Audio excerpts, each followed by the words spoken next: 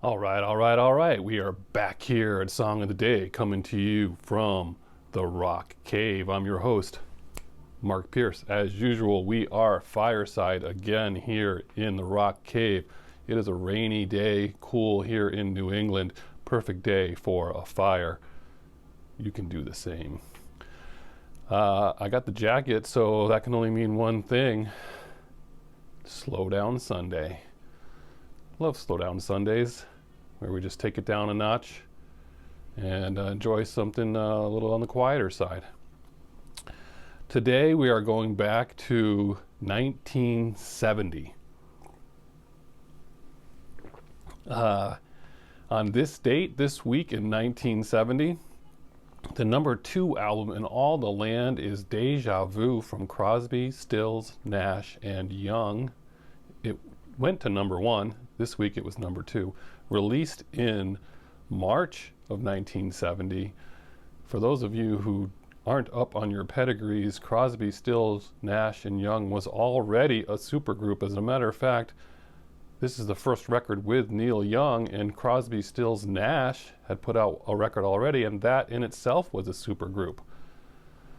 So this was a super group. I don't know, it's hard to say, but remember, Crosby came from the Byrds, Stills came from Buffalo Springfield, and Nash came from the Hollies. When they got together, they made that first album, which of course was a huge hit. Then when they came around to do a second album, they realized that maybe they should have a keyboardist, and that's when they started kicking around names, and one of them suggested, I think it was Stills, who said, how about Neil Young for a keyboardist? And they were hemming and hawing, but they finally decided, sure, bring him in as a keyboardist. And that's what they did. So this is the first record with Neil Young.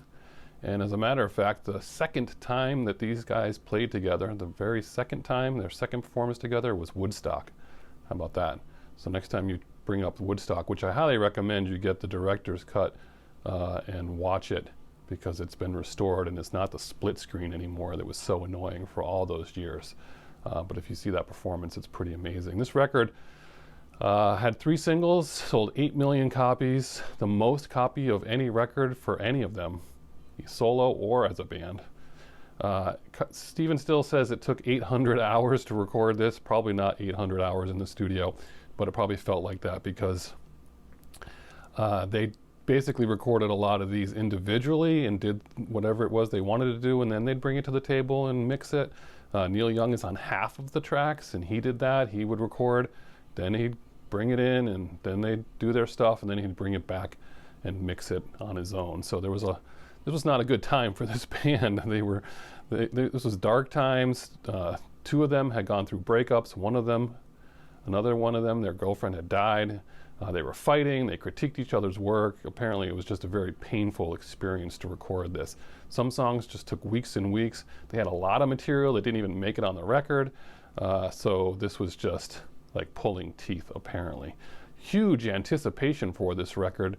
The label had already received $2 million in pre-orders by January, even before, 2 months before it came out. That's crazy, $2 million in 1970. Talk about expectations. Well, those expectations were exceeded because this is one awesome album, is it not? I did not get introduced to this record, really. I was not into this music until after college, much after college, I think, really. I mean, I had a Neil Young phase first, just kind of in the middle of college or towards the end. But this record I didn't get introduced to much later, just wasn't my jam. And now I just love this record. This is just an awesome record beginning to end. There's a lot to like about this record. So let's talk about the tracks. You got Carry On, awesome. Teach Your Children, of course. And who's that on pedal steel guitar? Jerry Garcia. You got Almost Cut My Hair. Probably, maybe my favorite song on the record. That's an awesome song. Helpless, of course, which would show up on Neil Young's solo stuff. Woodstock. Deja Vu, the title track, that's John Sebastian of the Love and Spoonful on harmonica. We'll do a Love and Spoonful episode one of these days. Love that band. Our House, of course, I mean, a staple, right?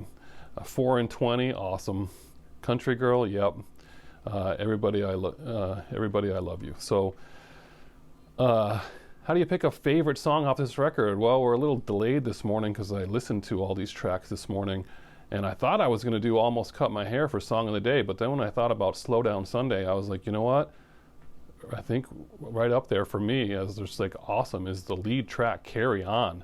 That's got to be your Song of the Day. I mean, it's just awesome. I mean, it's just really, really good. So I want to hear your Crosby, Stills, Nash, and Young stories. What does this record mean to you? It's just awesome for a rainy day. We're going to throw this in. We might even actually have a real fire today in the fireplace, but throw on this album front to back this morning with your coffee. Enjoy it. Again, Song of the Day, Carry On, Crosby, Stills, Nash, and Young. Enjoy your day, whatever you're doing. Looking forward to next week. Have a great one, and as usual, I'll catch you on the flip side.